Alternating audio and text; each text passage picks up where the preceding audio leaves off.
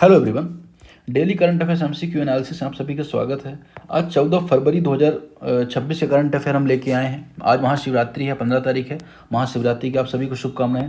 तो चलिए शुरू करते हैं बिना किसी देरी के। पहले की जगह हम दूसरे क्वेश्चन से शुरुआत करते हैं। बात करते हैं एसहैप्स के बारे में, airship based high altitude pseudo satellite के बारे में। मतलब सैटेलाइट नहीं है, सूडो सैटेलाइट है। अब ये क्या है बेसिकली हम बात करेंगे और क्यों है ये भी हम यहाँ पे जानेंगे। अगर हम देखें, डिफेंस एक्विजिशन जो काउंसिल है, रक्षा अधिग्रहण परिषद जिसे कहा जाता है, उसने कहा कि हम इंडियन एयरफोर्स के लिए इसकी खरीदी को स्वीकृति देते हैं। मतलब ये खरीदा जाएगा। क्या खरीदा जाएगा? एस हैप्स खरीदा जाएगा। अब ये क्या, कौन इसको बना रहा है ये जानना जरूरी है। तो भारत में बेंगलोर में, अगर हम बात करें, बेंगलोर में नेशनल एरोस्पेस जो ऑब्जर्व लेबोरेटरी है, उसके माध्यम से इंडिजेनसली इसको डेवलप किया जा रहा है। ठीक, तो मतलब क्या कि ये भारत में इसका विकास किया जा रहा है। और ये क्या होते हैं? ये बेसिकली सोलर एनर्जी से चलने वाले एक क्या है, अनमैन्ड एयर व्हीकल यूएवीज हैं। मतलब क्या, इनमें सोलर, ये इस तरह से दिखते हैं। मैं आपको फोटो दिखा देता हूँ। ये देखिए, अब इसमें क्या हुआ, सेट ये सारा सोलर पैनल्स लगे हुए हैं। तो सन से जो रेज आती हैं उनसे सौर ऊर्जा जनरेट करते हैं। उनको जो ऊर्जा प्राप्त करनी है, जो ऊर्जा उनके लिए चाहिए, वो उस ऊर्जा से चलते रहते हैं। अब जनरली क्या होता है, जो उपग्रह होते हैं, सैटेलाइट होते हैं, वो 200 किलोमीटर से ऊपर होते हैं, है ना। अर्थ से 200 किलोमीटर से ऊपर लो अर्थ ऑर्बिट में, फिर एमईओज में, हाई अर्थ ऑर्बिट में, या अगर हम बात करें समसिंक्रोनस ऑर्बिट में होते हैं। लेकिन अगर हम बात करें तो इन्हें 18 से 20 किलोमीटर ऊंचाई पर रखने के लिए बनाया गया है। ठीक है, तो मतलब कहाँ पे, आपको पता है कि ट्रोपोस्फेयर, उसके बाद आता है स्ट्रेटोस्फेयर। तो ये समताप मंडल में रहेंगे। कहाँ पे रहेंगे? समताप मंडल में रहेंगे। ठीक, अब आप ये पूछोगे कि इसी रेंज में तो फ्लाइट चलते हैं, ये स्ट्रेटोस्फेयर में फ्लाइट वगैरह या कॉमर्शियल जो विमान होते हैं वो चलते हैं, लेकिन इनसे ऊंचाई इनकी दूरी रहेंगी। वो समताप मंडल, वो भी स्ट्रेटोस्फेयर में रहेंगे, लेकिन ये और ऊपर रहेंगे। और ये क्या करेंगे? सीमाओं की निगरानी करेंगे, है ना। खासतौर पर जो बॉर्डर एरियाज है उनको अच्छे से ध्यान रखना, उनका पता लगाना, उनमें इंफ्रारेड कैमराज रहेंगे, अच्छे अच्छे सेंसर्स रहेंगे। तो उसका उपयोग क्या किया जाएगा? बॉर्डर सिक्योरिटी को और बेहतर करने में किया जाएगा। ठीक है, तो ये बात आपको यहाँ पे याद रखनी है। फरवरी 2024 में अगर हम बात करें, एनएएल ने कर्नाटक के चित्रदुर्ग में इसके प्रोटोटाइप का परीक्षण किया था। अब इसको बनाया जा रहा है। तो देखिए, मेक इन इंडिया की दिशा में बहुत अच्छा पहल है। एएसहैप्स से हम बाद में आगे चल के बेच भी सकते हैं। तो चलिए इसके बारे में स्टेटमेंट्स हैं कि they operate in stratosphere at altitude about 18 to 20 kilometre. समताप मंडल में 80 से 20 किलोमीटर में संचालित होते हैं। ये बात यहाँ पे एकदम करेक्ट है, मैंने आपको बताया। यहाँ पे यूपीएससी कुछ भी बोल सकता है, बोल देगा ट्रोपोस्फियर में होता है, या इसको यहाँ पे 100 किलोमीटर कर देगा, 50 किलोमीटर कर देगा। और आप सोचेंगे कि भाई सैटेलाइट है तो हो सकता है ज़्यादा हो। सूडो सैटेलाइट क्यों बोला जा रहा है? क्योंकि देखो, जनरली क्या होता है ना कि यूएवीज को इतना ऊपर नहीं रखा जाता, है ना। यूएवीज जनरली आसपास ही उड़ रहे होते हैं पृथ्वी के। और सैटेलाइट को बात करें तो सैटेलाइट बहुत ऊपर रहते हैं। तो एक तरह का कहते हैं ना कि उन दोनों के बीच का है ये। दूसरा, they require rocket launcher similar to conventional satellite. उन्हें रॉकेट लॉन्चर की आवश्यकता होगी। देखिए, यूएवीज हैं तो उड़ के चले जाएंगे, इनको रॉकेट लॉन्च थोड़ी करना पड़ेगा। दूसरा ऑप्शन यहाँ पे गलत हो जाएगा। तीसरा, they can remain airborne for month. वो महीनों तक काम कर सकते हैं क्योंकि वो खुद ही सोलर एनर्जी बना ले रहे हैं। तो एक और तीन यहाँ पे करेक्ट हो जाएगा। हमने यहाँ पर ऑलरेडी इनकी फ़ोटो देख ली है, आपको समझ में आ गया होगी इस तरह के रहेंगे। और इनमें ये सोलर का पैनल भी लगे हुए होंगे। ठीक है, चलें आगे बढ़ते हैं, नेक्स्ट टॉपिक की तरफ बढ़ते हैं। अगला टॉपिक किसके बारे में है? अल्टरनेट देखते हैं, 2 है 4 देखते हैं। चलिए हिमालयन ताहर के बारे में देखते हैं। हिमालयन ताहर क्यों न्यूज में था? अब हिमालयन ताहर आपको पता है कि अल्पाइन वाला जो रीजन होता है, अगर हम बात करें हिमालयन वाला जो रीजन है, अगर हम इस रीजन में बात करें, इस वाले रीजन में बात करें, इस रीजन में क्या हो रहा है कि बहुत ज़्यादा पोल्यूशन फैल रहा है। हिमालयन ताहर यहीं पे रहता है, और हिमालयन ताहर इसलिए यहाँ पे किस में आ गया है? न्यूज़ में आ गया है। ठीक, तो जब न्यूज़ में आ गया तो इसके बारे में थोड़ा सा बेसिक जो फैक्ट होता है वह भी यहाँ पे समझ लेते हैं कि आखिर ये होता क्या है। ठीक है, हिमालय ताहर एक तरह का, अगर हम देखो, जिसका साइंटिफिक नेम होता है हेमिट्रेजस जिमेलिकस। ठीक है ना, क्या? हेमिटेलस जिमेलिकस। और इसकी आयुष्यन कैटेगरी क्या होती है? Near threaten. अब आयुष्यन में आपको पता है कि आयुष्यन क्लासीफाई करता है किसी भी जो जीव जंतु है उसको कंजर्वेशन के आधार पर। ठीक है, तो इनकी कैटेगरी ये होती है। इनकी फ़ोटो मैं आपको दिखाता हूँ, हिमालयन ताहर की फ़ोटो से आपको थोड़ा सा फील आएगा। ये देखिए, तो इनकी कैटेगरी क्या होती है? Near threaten. ठीक है, अब हम यहाँ पे ऑप्शन देख लेते हैं ये तो पता चल गया कि आपको क्यों न्यूज़ में था, क्योंकि यहाँ पे पोल्यूशन बहुत ज़्यादा बढ़ रहा है, न्यूज़ में था। इसका ऑप्शन है, it is found in south southern Tibet, north northern India, western Bhutan. मतलब अगर मैं बात करूँ, अगर मैं यहाँ पे छोटा सा मैप भारत का बनाता हूँ, ठीक है ना, ये मैंने भारत का मैप बनाया, ठीक है, यहाँ पे मैंने सिक्किम बना दिया, यहाँ पे मैंने भूटान बना दिया, और ये वाला रीजन तिब्बत हो, तिब्बत, नेपाल, भूटान, इस रीजन में ये पाया जाता है। तो ये पहला स्टेटमेंट तो यहाँ पे करेक्ट हो जाएगा। इसे प्रायः 2500 से 5000 मीटर की ऊंचाई के बीच देखा जाता है। ये भी बात करें, अल्पाइन वाला रीजन है, तो जाहिर सी बात है कि 2500 से 5000 मीटर ऊंचाई पर, लेकिन ढलानों पर ये देखे जाते हैं, ठीक है ना। तीसरा, आयुसीएन में से इंडेंजर्ड रखा गया है, तो इंडेंजर्ड नहीं बल्कि नियर थ्रेटेड रखा गया है, तो करेक्ट आंसर 1-2 हो जाएगा। लेकिन एक एडिशनल फैक्ट यह भी जान लीजिए, जैसे कि कौन कौन से 8 इंपॉर्टेंट स्पीसीज इंडेंजर्ड है, क्योंकि इंडेंजर्ड स्पीसीज आप याद रख लो, ये जब, क्योंकि आप अगर 8 इनको याद रख लेते हो ना, तो फिर किसी में आता है तो आपको पता चल जाएगा ये गलत है सही है। जैसे ग्रेट वन हॉर्न राइनो जो आपका काजीरंगा असम वाले रीजन में पाया जाता है, वो इंडेंजर्ड आता है। नीलगिरी ताहर आपको पश्चिमी घाट में देखा जाएगा, वो आपका इंडेंजर्ड आता है। फिर बंगाल टाइगर आपका इंडेंजर्ड, टाइगर तो बेसिकली सारे ही इंडेंजर्ड आते हैं। Asiatic lion, Asiatic lion I think critically endangered है, इसको एक बार थोड़ा सा देख लीजिएगा। ब्लैक बक हो गया, लायन टेल्ड मैकॉक हो गया, स्नो लेपर्ड हो गया, और कश्मीरी रेड स्टैग हो गया, तो ये इंडेंजर्ड स्पीसीज माने जाते हैं, ठीक है। तो ये अपने यहाँ पे देख लिया। और ये डिसाइड कौन करता है, तो डिसाइड करता है आयुसीएन, यहाँ पे लिस्ट जारी करता है। IUCN international union conservation of nature, इसको 1948 में इस्टेब्लिश किया गया था। एक तरह की नॉन गवर्नमेंटल बॉडी है, जिसका हेडक्वार्टर ग्लैंड में है, और ग्लैंड कहाँ पे है, स्विट्जरलैंड पे है। वो 9 कैटेगरी की स्टेटस देता है जीव जंतुओं को, है ना, एक्सटेंट से लेके जो अभी जिनका डाटा डेफिशिएंट तक कैटेगरी, ठीक है। तो ये अपने यहाँ पर देखें, इसका सही आंसर क्या हो जाएगा, 1 और 2 इसका सही आंसर हो जाएगा। आगे देखते हैं, फिर अल्टरनेट क्वेश्चन हम यहाँ पे 6 को पकड़ते हैं। यहाँ पे संगतम कम्युनिटी के बारे में देखते हैं। अब संगतम कम्युनिटी जो है कहाँ पाई जाती है, तो ये आपको पता होना चाहिए। संगतम कम्युनिटी पाई जाती है नागालैंड में। कहाँ पाई जाती है, नागालैंड में पाई जाती है। तो एक तो आपको ये पता हो गया। अब न्यूज़ में क्यों है, उन्होंने पेंगोलिन की रक्षा करने के लिए एक प्रपोजल या रखा है, प्रपोजल को पास किया है, ठीक है। तो ये इंपॉर्टेंट आ गया कि भाई जीव जंतुओं की सुरक्षा के लिए अगर कोई इस तरह का प्रपोजल, नया इनिशिएटिव देखने को मिल रहा है। अब आपको पता होना चाहिए, नॉर्थ ईस्ट का मैप है, नागालैंड आपको देखने को मिलेगा, और इधर तो कुछ नागालैंड में, कुछ म्यांमार में भी ये ट्राइब पाई जाती है, ठीक है। तो म्यांमार से लगे हुए रीजन में भी ये ट्राइब देखने को मिलती है। अब इनके अलग अलग कबीले हैं, जैसे धोंगरू है, जिंगरू है, अनाडू है।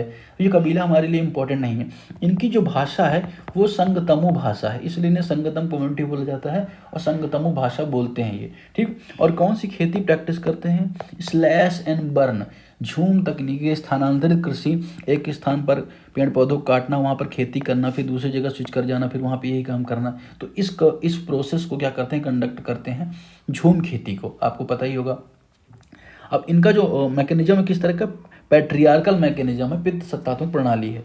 2 इनके त्योहार हैं जो इम्पोर्टेंट, मोंग मोंग, मोंग मोंग, मोंग मोंग, ये पहला इनका त्योहार जो इम्पोर्टेंट है। दूसरा हुना पुंगबी, हुना पुंगबी, हुना पुंगबी जो त्यौहार है यह भी इम्पोर्टेंट है। तो मतलब अगर हम देखें, इस 2 ये त्यौहार इनके इम्पोर्टेंट हो जाते हैं। हुना पुंगबी जो त्यौहार है बच्चों के लिए होता है, और मोंग मोंग जो त्यौहार होता है भगवान की पूजा के लिए होता है। तो ये संगतम कम्युनिटी के बारे में देखा, स्टेटमेंट्स यहाँ पे दिए गए हैं क्या, they are one of the major Naga tribe in Nagaland, Nagaland में एक मेजर ट्राइब है, करेक्ट है यहाँ पे। They are primarily concentrated in Kiphire Tuensang district, Kiphire Tuensang जिले में है, ये भी करेक्ट है। वे पारंपरिक रूप से सीढ़ीदार खेती करते हैं, मतलब कि सीढ़ीदार खेती का, तो ये स्टेटमेंट इनकरेक्ट है। ये स्लैश एंड बर्न टेक्निक का यूज करते हैं, सीढ़ीदार खेती की तो परमानेंट प्रैक्टिस हो जाती है, लेकिन ये स्थानांतरित कृषि करते हैं। तो तीसरा ऑप्शन एलिमिनेट हो जाएगा, 1-2 यहाँ पे करेक्ट आंसर हो जाएगा, ठीक है। आगे बढ़ते हैं, आयुष्मान सहकार योजना की तरफ बढ़ते हैं। आयुष्मान सहकार योजना तो जो केंद्रीय जो गृह मंत्रालय है उसने कहा, उसने बेसिकली राज्यसभा को आयुष्मान जो सहकार योजना इसके बारे में जानकारी दी। अब आयुष्मान सहकार योजना है क्या, तो आयुष्मान सहकार योजना स्वास्थ्य संबंधी जो इंफ्रास्ट्रक्चर होता है, हेल्थ रिलेटेड इंफ्रास्ट्रक्चर है, एजुकेशन रिलेटेड इंफ्रास्ट्रक्चर है ना, और सर्विस रिलेटेड जो इंफ्रास्ट्रक्चर है, उस पर कोऑपरेटिव सोसाइटीज़ को फिनेंशियल असिस्टेंस देने के लिए एक प्रोग्राम शुरू किया गया एनसीडीसी के द्वारा, national cooperative development corporation, NCDC द्वारा एक योजना शुरू की गई जिसे आयुष्मान सहकार योजना कहा गया। इसका पर्पज़ क्या था कि कोऑपरेटिव सोसाइटी द्वारा अस्पतालों में हेल्थ रिलेटेड सुविधाओं में सस्ती सुविधा उपलब्ध कराई जाएगी, ठीक है ना। आयुष को बढ़ावा दिया जाएगा, आयुष रिलेटेड दवाएं, होम्योपैथी को बढ़ावा दिया जाएगा, और साथ ही साथ इसको लेके 10,000 करोड़ रुपए के फंड की भी बात हुई। अब इसमें क्या था कि 8 वर्ष का लोन दिया जाएगा, है ना, और एक दो वर्ष का असिस्टेंस भी दिया जाएगा, ठीक है। तो ये यहाँ पे आयुष्मान सहकार योजना के तहत बात थी, ठीक। इसमें कौन कौन पात्र होगा, तो कोई भी ऐसी कोऑपरेटिव सोसाइटी जो स्टेट कोऑपरेटिव जो एक्ट है या जो मल्टी स्टेट कोऑपरेटिव एक्ट के अंतर्गत रजिस्टर्ड होनी चाहिए, ऐसी कोऑपरेटिव सोसाइटी इसमें पार्टिसिपेट कर सकती हैं, ठीक है। ये आपने यहाँ पे इसके बारे में देख लिया। अब अगर हम बात करें यहाँ पर ऑप्शन कौन कौन से दिए हैं, ऑप्शन दिए हैं यहाँ पे देख लेते हैं। It provide financial assistant to cooperative society for health care, cooperative society को यहाँ पे मदद करती है हेल्थ केयर सेक्टर में, ठीक है, ये भी बात करेक्ट है। दूसरा, ये एनसीडीसी द्वारा लागू किया जाता है। एनसीडीसी अगर हम बात करें, गिव मी अ सेकंड, तो जो एनसीडीसी के द्वारा लागू की जाती है यहाँ पे कहा जा रहा है, तो ये भी बात यहाँ पे करेक्ट है। ऋण के स्थान पर अनुदान, ऋण अनुदान में क्या फर्क है, अनुदान को वापस नहीं लिया जाता ग्रांट को, तो ये तो इनकरेक्ट है, ऋण यहाँ पे दिया जाएगा, लोन दिया जाएगा।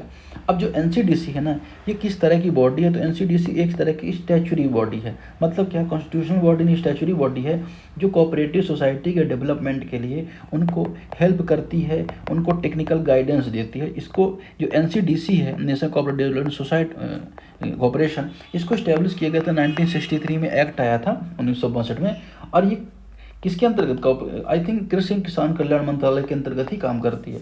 अब ये चाहे मिल्क कोऑपरेटिव सेक्टर हो गया, फिशरीज कोऑपरेटिव सेक्टर हो गया, हैंडीक्राफ्ट्स हो गया, तो अलग अलग जगह पे कोऑपरेटिव सोसाइटी काम करती हैं, तो उन सभी की क्या करती है, मदद करती है।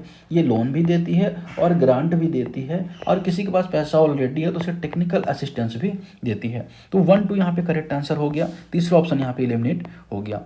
10वां क्वेश्चन हम देखते हैं randomly, with reference of Bhakra dam consider the following statement, Bhakra dam को लेके यहाँ पे न्यूज में है। अब ये भाखड़ा डैम किस नदी पर बना हुआ है, तो सतलज नदी पर बना हुआ है, ठीक है ना, सतलज जो नदी है उस पर ये बना हुआ है, ठीक।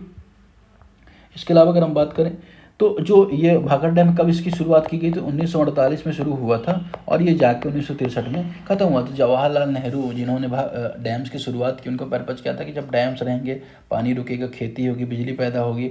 इस वजह से बहुत सारे डैम 50s और 60s में अनाउंसमेंट किए गए, पहली पंचवर्षीय योजना और दूसरी पंचवर्षीय योजना, बहुत सारे डैम्स की अनाउंसमेंट हुई, ठीक है। तो एक तो ये इंपॉर्टेंट हो गया, चलिए ठीक है। अब न्यूज़ में क्यों था कि मानसून के दौरान भूस्खलन की यहाँ पे घटनाएं बढ़ रही हैं। अब ऐसा क्यों होता है, अब जो भी डैम्स होते हैं उनकी क्या खासियत होती है, वो पानी बहुत ज़्यादा स्टोर करते हैं, तो पानी जब बहुत ज़्यादा स्टोर करते हैं तो वहाँ बहुत ज़्यादा वॉल्यूम होता है, और जब आपने अगर भूकंप पड़ रखा होगा तो आपको पता होगा भूकंप का एक बहुत बड़ा कारण भी होते हैं डैम्स, ठीक है। अब अगर हम बात करें, ये तो बात हो गई, हम यहाँ पे 2 चीज़ें और भी देखेंगे, सतलज नदी के बारे में देखेंगे। सतलज नदी के बारे में थोड़ा सा यहाँ पे जान लेंगे। सतलज जो नदी है इसका ओरिजिन कहाँ से होता है, तो अगर हम देखेंगे तो इसका ओरिजिन होता है मानसरोवर लेक से। मानसरोवर लेक कहाँ पे, तिब्बत में, तिब्बत में मानसरोवर लेक, तो मतलब यहाँ वाले रीजन से ये सतलज नदी यहाँ से ओरिजिन होता है, और इस तरह से बहते हुए ये जाके किसमें मिल जाती है, सिंधु में मिल जाती है। तो ये आपको थोड़ा सा पता होना चाहिए। अब तिब्बत से कहाँ पे जाती है, हिमाचल प्रदेश जाती है, हिमाचल प्रदेश से पंजाब जाती है, पंजाब से पाकिस्तान चली जाती है। अब इसकी कुछ ट्रिब्यूटरी, जैसे स्पीति नदी इसकी ट्रिब्यूटरी है, सोहन नदी इसकी ट्रिब्यूटरी है, नोगली नदी इसकी ट्रिब्यूटरी है, तो ये सारी इसके ट्रिब्यूटरी हैं। इस पर प्रोजेक्ट भी बने हुए हैं। अब अगर हम देखें 1960 में जो इंडस वाटर ट्रीटी थी, तो उसमें सिंधु झेलम चिनाव का जो पानी था, इंडस है, झेलम है, चिनाव का पानी पाकिस्तान को जाना था, रावी ब्यास सतलज का पानी भारत को जाना था। तो ट्रीटी के बाद अगर आप देखोगे 1960 में ट्रीटी हुई, बाद में जब इसमें डैम की शुरुआत भी होती है, उसके पहले ये ट्रीटी मतलब ये ट्रीटी पहले डैम की शुरुआत हो चुकी थी। तो ये जो इसमें भारत बहुत बड़े प्रोजेक्ट लगा सकता है, ये बात हो गई। अब मेजर डैम से यहाँ पे लोकेशन है, जैसे अगर आप देखें नागार्जुन सागर यहाँ पे कृष्णा नदी पर डैम है, इंपॉर्टेंट डैम है। निजाम सागर है यहाँ पे, अगर आप देखेंगे ये मैंने ऑलरेडी दे रखा है। कृष्णा नदी पर हीराकुंड डैम यहाँ पे इंपॉर्टेंट डैम बना हुआ है। रिहंद डैम है जो सोन नदी पर बना हुआ है। इंदिरा सागर डैम जो कहाँ पे बना हुआ है, नर्मदा नदी पर। और ये गांधी सागर और ये राणा प्रताप सागर और कोटा बैराज, ये तीनों चंबल नदी पर बने हुए हैं, इंपॉर्टेंट डैम है। फिर सरदार सरोवर डैम जो नर्मदा नदी पर बना हुआ है। फिर आप यहाँ पे आ जाएंगे, कल हमने देखा था इडुक्की डैम और मुल्ला पेरियार डैम जो पेरियार नदी पर बने हुए हैं। फिर कलनाई डैम है जो कावेरी नदी पर बना हुआ है। मैत्तूर डैम है। इसके अलावा अगर आप देखेंगे तो मैथून डैम है यहाँ पर, अगर आप देखेंगे किस नदी पर बना हुआ है आप यहाँ पे देख सकते हैं। इसके अलावा अगर देखेंगे सलाल डैम है, रंजीत डैम है, भाखड़ा नागल, सलाल डैम झेलम नदी पर, बगलीहार डैम भी झेलम नदी पर बना हुआ है। तो इस तरह के इंपॉर्टेंट जो डैम्स हैं वो भी आपको यहाँ पे फोटो में मिल जाएगी। तो ये चीज़ हो गई। अब इसका ऑप्शन देखते हैं कि it is concrete gravity dam across the Sutlej river. Sutlej नदी पर बता ग्रेविटी डैम है, करेक्ट है। विश्व का सबसे ऊंचा ग्रेविटी डैम है, ये भी करेक्ट है। तीसरा, इसका निर्माण भारत की स्वतंत्रता से पहले पूरा हो गया था। तो ये ऑप्शन यहाँ पे इनकरेक्ट है, 1 2 यहाँ पे करेक्ट आंसर हो जाएगा। तो ये तो बात हो गई कैसी कि हमने यहाँ पे अल्टरनेट क्वेश्चन देखे। अब हम ऊपर चलते हैं, जो जो क्वेश्चन छूट गए उनको भी यहाँ पे देख लेते हैं। ऐसे पहले ये क्वेश्चन छूट विद्यांजलि इनिशिएटिव के बारे में सुनो। तो ये क्या है, एक तरह का स्कूल वॉलेंटियर प्रोग्राम है, वॉलेंटियर प्रोग्राम। तो राज्यसभा को ये सूचना मिली कि लगभग 8.5 लाख से अधिक स्कूलों और 5 लाख से ज़्यादा स्वयंसेवक इसमें शामिल हो चुके हैं स्कूल वॉलेंटियर प्रोग्राम में। अब विद्यांजलि जो इनिशिएटिव है इसकी शुरुआत कब होती है, सितंबर 2021 में होती है, जब नेशनल एजुकेशन पॉलिसी 2020 का जो प्रारूप उसको लॉन्च किया जाता है। इसका पर्पज क्या था कि कम्युनिटी और प्राइवेट जो सेक्टर हैं उनके पार्टिसिपेशन से सरकारी स्कूलों को मजबूत करना। मतलब कम्युनिटी आएगी और प्राइवेट सेक्टर दोनों आएगी और सरकारी स्कूलों को मजबूत करेंगे। ये यहाँ पे पर्पज, जिससे छात्रों का होलिस्टिक डेवलपमेंट हो, स्किल डेवलपमेंट हो, पढ़ाई लिखाई उनकी अच्छी हो पाए। और इसमें नोडल मिनिस्ट्री आपकी शिक्षा मंत्रालय काम करेगी। ठीक है, तो ये बात हुई थी। और ये शिक्षा मंत्रालय का जो स्कूल एजुकेशन और लिटरेसी जो डिपार्टमेंट है उसकी तरफ से इसको डील किया जाता है। तो पीआईबी में न्यूज़ थी। अब हम थोड़ा सा यहाँ पे अगर देख लें, यहाँ पर जो मैकेनिज्म है, न्यू एकेडमिक स्ट्रक्चर की बात हो जाती है। न्यू एजुकेशन जो पॉलिसी आई थी, सबसे पहले एजुकेशन पॉलिसी आई थी कब, 1968 में। दूसरी एजुकेशन पॉलिसी आई 1986 में आई थिंक। उसके बाद ये आई 2020 में। ठीक है, तो ये 3 बार शिक्षा नीति है। और ये 5-3-3-4 का प्रपोजल लेके आई। यहाँ पे अगर आप देखोगे 5 साल अर्ली जो चाइल्ड एजुकेशन की बात पहली बार होती है यहाँ पे 3 से 6 साल के बीच बच्चों की। उसके बाद अगर हम देखेंगे 3 साल, फिर ये यहाँ पे तो फाउंडेशनल जो बात है ये नई चीज़ यहाँ पे डाली गई। और इसके अलावा जो कॉलेज का जो स्ट्रक्चर उसको 4 साल कर दिया गया। तो इस तरह के एकेडमिक स्ट्रक्चर की बात होती है न्यू एजुकेशन पॉलिसी में।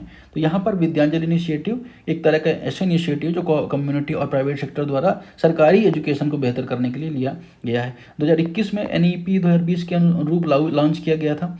करेक्ट है। यह समर्पित पोर्टल के माध्यम स्वयं सेवकों को सीधे सरकारी स्कूलों से जोड़ता है। It connect volunteer directly with the government. तो वॉलंटियर्स को कनेक्ट करता है गवर्नमेंट स्कूल से।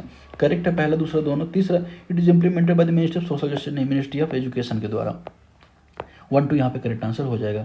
क्वेश्चन 7 देखेंगे, यहाँ पे एग्री स्टैक के बारे में न्यूज़ में था। आखिर एग्री स्टैक है क्या, तो हाल में मिनिस्ट्री ऑफ जो फाइनेंस है उन्होंने भारत विस्तार एग्री स्टैक जो पोर्टल है और एआई सिस्टम के साथ एक तरह का मल्टी लैंग्वेज टूल लॉन्च किया। एग्री स्टैक क्या, एग्रीकल्चर को सेक्टर को एक तरह का डीपीआई मतलब क्या, डिजिटल पब्लिक इंफ्रास्ट्रक्चर है। एग्रीकल्चर से जुड़ी हुई सारे जो स्टेक होल्डर उनकी जानकारी, क्या क्या प्रोसेस है, क्या क्या सरकार आपको जानकारी दे रही है, सेटेलाइट के डाटा है, सब कुछ यहाँ पर आपको एग्री स्टैक प्लेटफॉर्म में अवेलेबल हो जाता है। ठीक है, अब एग्री स्टैक में किसान की रजिस्ट्री भी शामिल होती है, गाँव का नक्शा, फसल बुआई, बहुत कुछ चीज़ें शामिल होती है। इसका पर्पज यह था किसान को डिजिटल रूप से लाभ प्रदान करना सीधे किसानों को। ठीक है, अब यहाँ पर टारगेट है सरकार का लक्ष्य था 11 करोड़ किसानों को डिजिटल आइडेंटिटी देना भी इसका एग्री स्टैक का पर्पज था।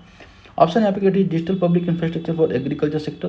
करेक्ट है, यहाँ पर digital public infrastructure agriculture sector के लिए। दूसरा, इसमें किसान रजिस्ट्री, बोई की फसल रजिस्ट्री, संदर्भित ग्राम मानचित्र शामिल है। करेक्ट है, इसे विशेष रूप से निजी एग्री टेक कंपनियों के द्वारा लागू किया जाता है। ये करेक्ट है, गवर्नमेंट के द्वारा से लागू किया जाता है। 1 2 यहाँ पे करेक्ट आंसर हो जाएगा। फिर क्वेश्चन नंबर 5 देखेंगे, with the reference of national biomedicinal plant. इसको यहाँ पे हटा देते हैं। ठीक है, अब जो नेशनल बायोमेडिसिनल प्लांट के बारे में कि आयुष मंत्रालय के अंतर्गत जो नेशनल मेडिकल प्लांट्स बोर्ड उसने नई दिल्ली में एक शिविर का आयोजन किया। अब ये प्लांट बोर्ड है इसको कब इस्टेब्लिश किया गया, तो सन 2000 में भारत सरकार द्वारा इस्टेब्लिश किया गया था। इसकी नोडल मंत्री आयुष है। आयुष का फुल फॉर्म आपको पता होगा। ए का फुल फॉर्म होता है आयुर्वेदा, बाई का फुल फॉर्म होता है योगा। ठीक है ना, एच का फुल फॉर्म क्या होता है, सिद्धा आई थिंक, है ना। एच का होम्योपैथी, है ना, और एच का होम्योपैथी होगा। आयुष मतलब कि आयुर्वेदा होता है, योगा होता है, फिर नेचुरल एक कोई चिकित्सा होती है, यूनानी होता है, सिद्धा और होम्योपैथी ये होता है। ठीक है, इसका पर्पज़ क्या है कि इसका पर्पज़ है कि जो औषधि पौधे होते हैं, मेडिसिनल जो प्लांट्स होते हैं, उनके संबंध में पॉलिसी बनाना, उनके संबंध में रेगुलेशन बनाना और एक बेहतर इकोसिस्टम तैयार करना यहाँ पे इसका पर्पज़ होता है। अब यहाँ पे इसे 2000 में इस्टेब्लिश किया गया था आयुष मंत्रालय के अंतर्गत नेशनल मेडिकल प्लांट बोर्ड को। करेक्ट है यहाँ पर। It promote in situ ex situ conservation medical plants. ठीक है। तो मेडिकल प्लांट को in situ ex situ conservation को बढ़ावा देता है। इसको बारे में देखते हैं यहाँ पे। यह भारत में औषधि मूल्य निर्धारण का विनियमन है, मतलब कि भारत में जो प्राइस है उसको भी क्या करते हैं, रेगुलेट करते हैं। तो तीसरा ऑप्शन यहाँ पे इनकरेक्ट हो जाएगा, 1 2 करेक्ट हो जाएगा। लेकिन एक्स सीटू जो इन सीटू है उसको मैं दो कॉन्टेक्स्ट में बताऊँ, एक्स सीटू और इन सीटू दोनों को। देखिए इन सीटों का हमारा पर्पज़ क्या होता है कि प्रोटेक्टेड एरिया में या उसी के एरिया में उसको कंजर्वेशन देना। एक सीटू मतलब कि कहीं और ले जाकर उसको एक बेहतर इन्वायरमेंट बनाना और उसको कंजर्वेशन देना। जैसे प्रोटेक्टेड एरिया के संबंध में होता है, जैसे आपने नेशनल पार्क के बारे में सुना होगा, वाइल्ड लाइफ सेंचुरी के बारे में सुना, बायोस्फीयर रिजर्व के बारे में सुना होगा कि जो जीव जंतु हैं जिस जिस एरिया में रहते हैं उनको वहीं पर संरक्षण दिया जाए, शिकार वगैरह को रोका जाए। फिर एक सीटू में क्या करते हैं, सीड बैंक हम बनाते हैं, जो क्रायो प्रिजर्वेशन बनाते हैं, फील्ड जीन बैंक बनाते हैं, है ना। तो इस तरह का जो प्रोजेक्ट हम क्या करते हैं, एक्स सीटू कंजर्वेशन लगाते हैं। तो एक्स सीटू में हम बाहर कंजर्वेशन देते हैं, इन सीटू में अंदर देते हैं, ठीक है। तो इसका सही आंसर आपको क्या हो जाएगा यहाँ पर, 1 और 2 से करेक्ट आंसर हो जाएगा। फिर क्वेश्चन नंबर 3 में बढ़ेंगे, कोरम सेंसिंग के बारे में समझेंगे। कोरम सेंसिंग क्या होती है, तो देखिए जैसे हम एक दूसरे से कम्युनिकेट करते हैं तो बोल के करते हैं, तो एक बैक्टीरिया दूसरे बैक्टीरिया से कैसे कम्युनिकेट करता है, कोरम सेंसिंग की मदद से करता है। तो बैक्टीरिया जब बहुत ज़्यादा हो जाते हैं तो कोरम सेंसिंग और बेहतर हो जाती है, कम्युनिकेशन और बेहतर हो जाता है।